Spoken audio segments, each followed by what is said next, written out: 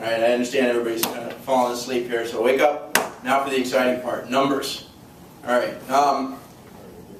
Basically, if you look at all the numbers that are being tracked around how much money is going into clean tech venture capital, and especially if you're doing this by looking at the headlines, you think things are looking great. I was just sitting down talking with somebody yesterday, an entrepreneur who had just launched his fundraising effort, and was sitting there saying, yeah, this is going to be easy because there's so much fun, so much money flowing into clean tech. I saw the headlines. Anybody who is actually on the ground in this market will tell you that this remains a very lean time for clean tech, private equity, and venture capital in particular. Even during the downturn, the number of deals really didn't drop off that much. For instance, in 2008, there were something like 54 Series B deals in the U.S. There were 77 later stage deals in the U.S. And in 2010, those numbers were 68 and 115, respectively. So it's actually even up from 2008. The problem comes at the seed and the seed and the Series A, because there you see 137 transactions, 137 venture investments that were made in the U.S. and into clean tech early stage companies in 2008, and that had dropped down to 92, so something in the realm of like a 25% drop in terms of the number of deals. What is driving that kind of drop, and why is it lingering? Because we all see, maybe the economy's hitting a double dip now, but at least over the past few months it's felt like things are coming back. There's a fallacy that venture capitalists are actually on top of economic trends. Actually, venture capital funds are at a severe lag to economic conditions.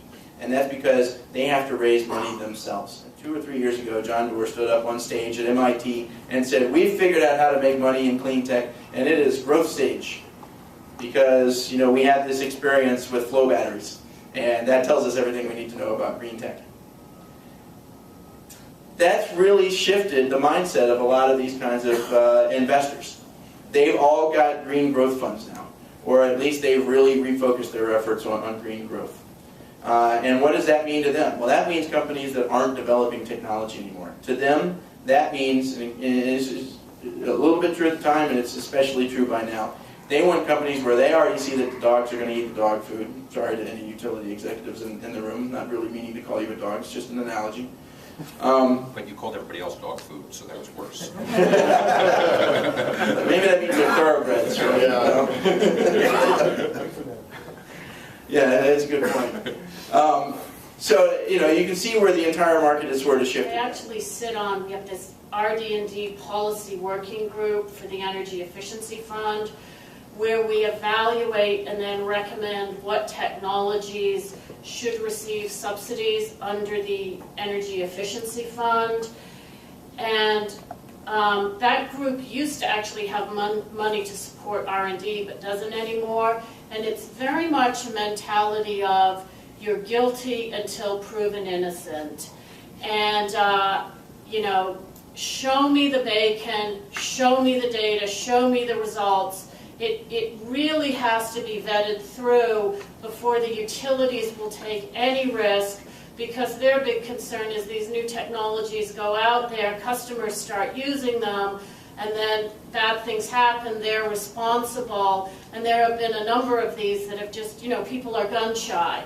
So it's a risk. It's a risk mentality. Now, I understand well, we all understand well, that there's pre-revenue opportunities that look more appealing, don't get me wrong. But it does strike me as important to be able to take a step in a joint venture. You need to be very, very narrow. That's hard, because you're going and talking to folks who are in non-end users, usually B2B kinds of industrial sectors. So you may not have familiarity with them. You might be perfectly aligned for them, but it's not how you think about the world. So this isn't, I think, the dogs, right?